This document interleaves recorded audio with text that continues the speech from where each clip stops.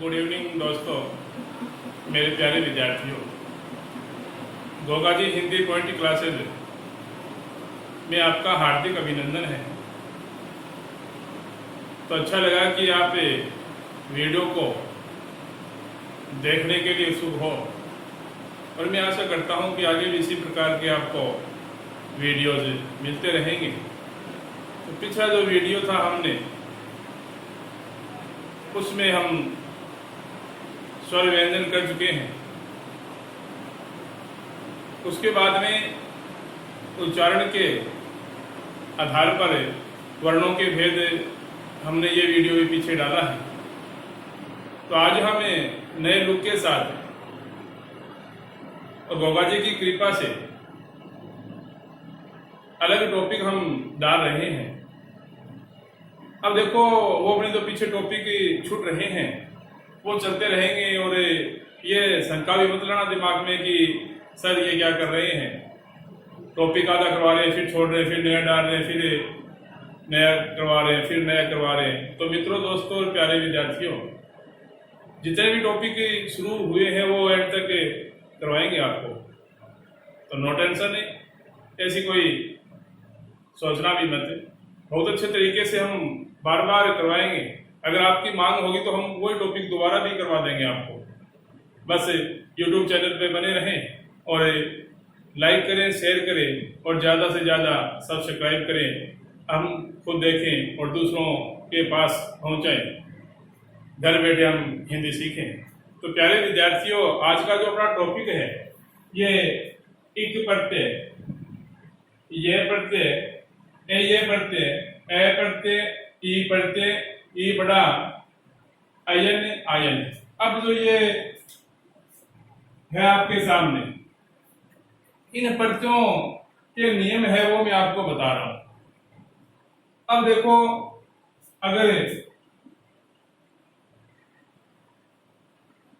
प्रथम वर्ग, अब ए या आ होगा, नियम हम चलेंगे नियम में। तो नियम में क्या होगा कि कोई शब्द है और उस शब्द के पहले अगर ए या आ होगा, या किसी शब्द है कोई और उसी शब्द में के वर्ण में अगर ए या आ होगा तो क्या बनेगा, इन सभी कोई से भी एक प्रत्यय लगाने में क्या बन जाएगा, आ बनेगा। उसके बाद में अगर प्रथम वर्ग में क्या होगा, ई छोटी या ई बड़ी होगी तो क्या बनेगा, आई बनेगा। उसके बाद में ऊ छोटा या ऊ बड़ा होगा तो क्या बनेगा, औ बनेगा। उसके बाद में री छोटा या री बड़ा होगा तो क्या बनेगा, आर बनेगा। उसके बाद में ए या आई होगा तो क्या बनेगा, आई बनेगा। ओ या औ होगा तो क्या बनेगा, औ बनेगा। समझे? अब ये तो अपने पास टेबल है, सारणी है। और जो ये इक प्रत्यय आ गया और ये प्रत्यय आ गया, ए आ गया, ए आ गया, ई छोटा आ गया, ई बड़ा आ गया, अयन आ गया, आयन आ गया। अब ये प्रत्यय लगेंगे कोई शब्द के अंदर, तो उसके कितने नियम है, 3 नियम है। कितने नियम है, 3। अब उसके 3 नियम है अपने पास। अब देखो करना क्या है, क्या क्या चीजें बनेगी वो नियमों के अनुसार जैसे हम करेंगे। हम तो बहुत ही इजी है ये। लेकिन मित्रों, विद्यार्थियों, दोस्तों, अब समस्या कहां पे आती है, ये कोई कंपटीशन है उसमें तो आते ही इंपॉर्टेंट है। लेकिन 9वीं क्लास से लेके और +2 तक जो क्लासें हैं बच्चों की, उसके जितने भी बोर्ड क्लास है या अर्धवार्षिक परीक्षा है या नॉन बोर्ड की क्लासें हैं, उनकी अर्धवार्षिक और वार्षिक परीक्षाएं हैं, और उन पेपरों में गद्यांश के अंदर कोई शब्द होता है पेरे के अंदर, और गद्यांश में या पेरे में से प्रश्न पूछा जाता है। अपठित गद्यांश, अपठित पद्यांश होते हैं ना, पठित गद्यांश, पठित पद्यांश होते हैं ना, उसके हिसाब से गद्यांश में प्रश्न पूछा जाता है एक। और बोर्ड की 10वीं और 12वीं में तो स्पेशल एक आता है 2 नंबर का। और जितने भी अपने पास कंपटीशन है उन सभी कंपटीशनों में क्या होगा, ये प्रश्न पूछे जाएंगे। तो सभी के लिए ये इंपॉर्टेंट है, चाहे कंपटीशन की तैयारी कर रहे हो या फिर जो विद्यार्थी अपने विद्यालय में अध्ययन कर रहा हो, तो सभी के लिए ये इंपॉर्टेंट है। अब देखो हमें करना क्या है, अब जितने ये प्रत्यय है इन प्रत्ययों को याद रखना है कि किन 3 शब्द के प्रत्यय लगने के बाद में प्रत्यय किसे कहते हैं, बोलो। इसे कहते हैं प्रत्यय। कि वे शब्दांश जिन शब्द के अंत में जुड़कर, वे शब्दांश जिन शब्द के अंत में जुड़कर अर्थ में परिवर्तन कर देते हैं उसे क्या कहते हैं? प्रत्यय। और वे शब्दांश जिन शब्द के पहले जुड़ेंगे, बाद में प्रत्यय, पहले जुड़कर अर्थ में परिवर्तन कर देते हैं उसे क्या कहते हैं? उपसर्ग। पहले जुड़ेंगे वो उपसर्ग और बाद में जुड़ेंगे वो प्रत्यय। अब देखो प्रत्यय उपसर्ग तो बहुत सारे हैं, लेकिन कुछ ऐसे स्पेशल प्रत्यय हैं अपने पास जिनके नियम हैं। अगर ये प्रत्यय लगेंगे कोई शब्द में तो आगे वाला जो पहले वाला शुरू वाला जो वर्ण है वो अपने आप ही चेंज हो जाएगा। कैसे होगा?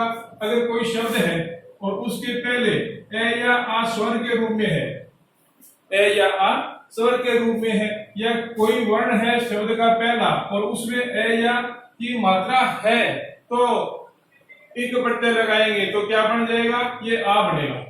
ठीक है। अगर ई छोटी या ई बड़ी होगा पहला और उसमें इक ये ए ई अयन आयन, इनमें से कोई भी एक प्रत्यय लगाएंगे तो क्या बन जाएगा? आई बनेगा। ऊ छोटा या ऊ बड़ा है पहले और उसमें इक ये ए ई अयन आयन, इनमें से कोई भी एक लगाएंगे क्या बनेगा? औ। री और री तो क्या बनेगा? आर। ए आई होगा तो क्या बनेगा? आई। ओ औ होगा तो औ बनेगा। उसके बाद में देखो,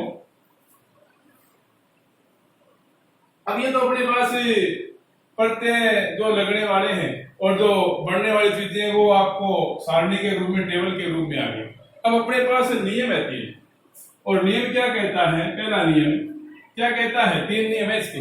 ये प्रत्यय लगेंगे, ये नियम नहीं है, ना ही पहले प्रकार है। इन प्रत्यय को लगाएंगे तो अपने पास कितने हैं? 3 नियम है।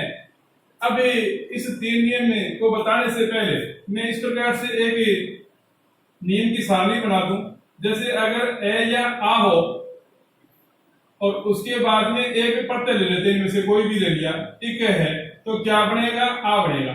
उसी प्रकार से अगर ई छोटी या ई बड़ी है और उसमें इक जोड़ना हो तो क्या बनेगा? आई बनेगा। और अगर ऊ छोटा या ऊ बड़ा हो उसके बाद में इक जोड़ना हो तो क्या बनेगा? औ बनेगा। ठीक है। इस प्रकार से ये हमने किया है, उसी प्रकार से हम टेबल भी बना सकते हैं। अब देखो क्या है कि पहला नियम क्या होगा कि कोई शब्द है और कोई शब्द के पहले स्वर के रूप में, क्या समझे कि कोई शब्द है और शब्द के पहले स्वर के रूप में ए या आ हो तो इनमें से कोई भी एक प्रत्यय लगाने पर, जैसे ये ले लिया, इनमें से कोई एक टिक ले लिया, फिर ए ले लिया, फिर ई ले लिया, इस प्रकार से इनमें से कोई भी एक प्रत्यय ले लिया हमने, एक कोई एक, समझ गए ना?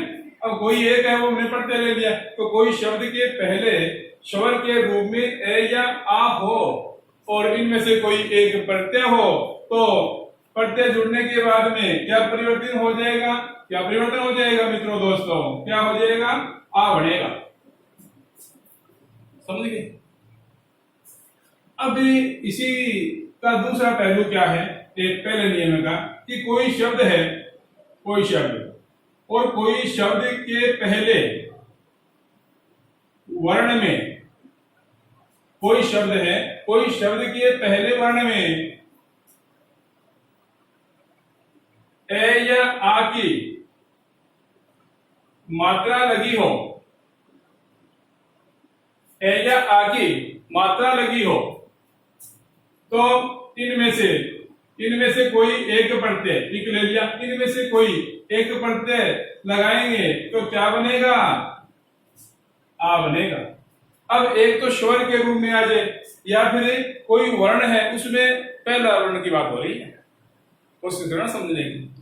कोई शब्द है और उस शब्द का पहला वर्ण है और उस शब्द के पहले वर्ण में किसकी मात्रा हो, ए या आ की हो तो क्या बनेगा? आ बनेगा। उसके बाद में दूसरा नियम देखो, समझ गए ना? बाकी हमें क्रमानुसार करते रहेंगे इन सभी को।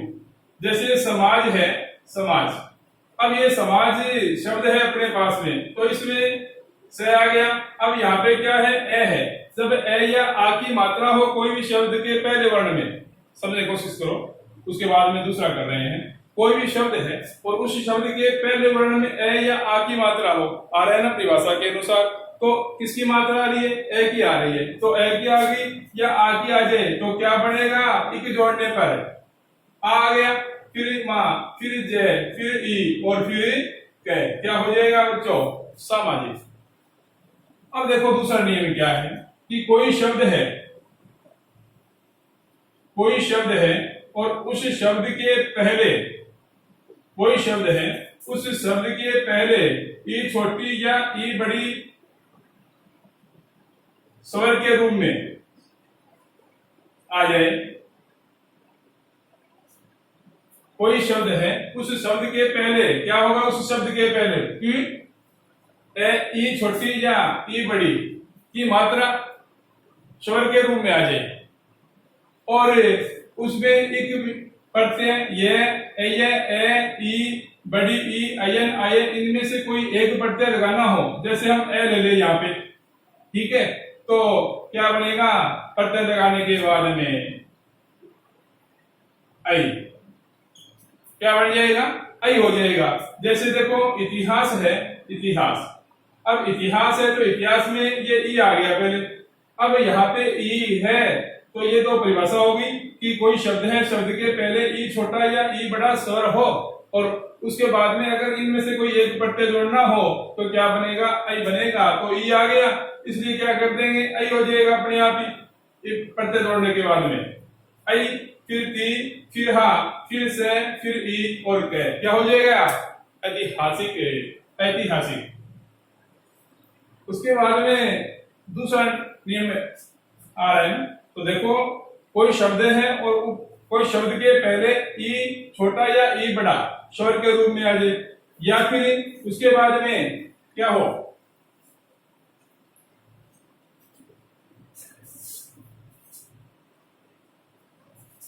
दूसरा नियम कर रहे हैं,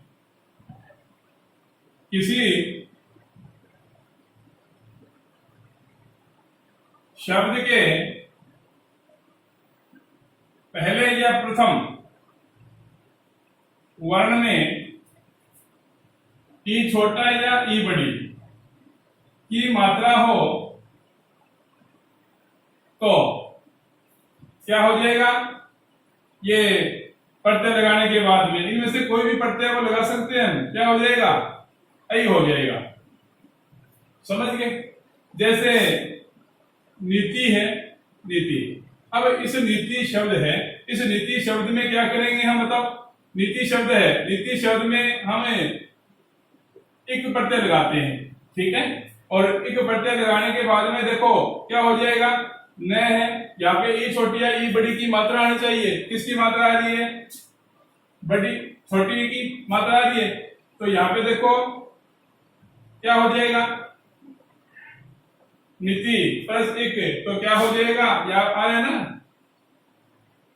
तो नैतिक, नीति प्लस एक क्या हो जाएगा, नैतिक, समझ गए, नीति में एक जोड़ दिया।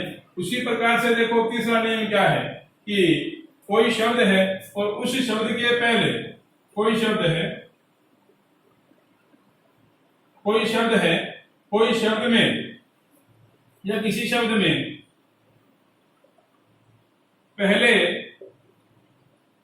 ऊ छोटा या ऊ बड़ा का स्वर हो, और स्वर के रूप में क्या हो, ऊ छोटा या ऊ बड़ा हो, और उसमें से कोई भी एक प्रत्यय लगाना हो, एक ले लेते हैं, तो क्या हो जाएगा, यह ले ले, ए ले ले, आ ले ले, अयन ले ले, आयन ले ले, एक लेना है कोई भी इनमें से, तो क्या हो जाएगा, औ बन जाएगा, क्या बनेगा, औ बन जाएगा। जैसे देखो उद्योग है,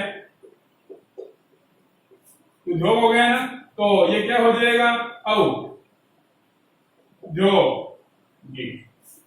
इस प्रकार से अपने पास ये 3 नियम आए हैं, तो तीनों नियम हो चुके हैं। उसके बाद में सारणी के द्वारा बता दिया गया कि ये जो प्रत्यय लगाने हो हमें, तो ये 3 नियम हैं और उसके आगे के एक एक जो ये पढ़ते लिखे ना आगे, उसके एक एक को हम लेके चलेंगे और उसके बाद में इसके प्रत्येक के उदाहरण है वो समझाए जाएंगे। इसलिए सभी विद्यार्थी दोस्त वीडियो को देखें, हिंदी सीखें। जय गोगा जी महाराज।